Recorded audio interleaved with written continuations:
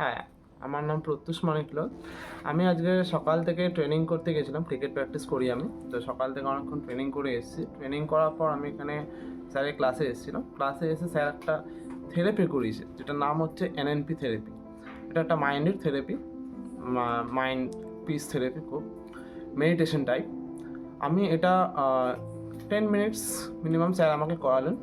তো এটা আমি করলাম, করার পর আমার এমন একটা ফিলিং লাগছে আমি আবার 6 আওয়ার্সের জন্য আরও নেক্সট এক্ষুনি চাইলে আমি করতে পারি আরও 6 আওয়ার্সের জন্য প্র্যাকটিস।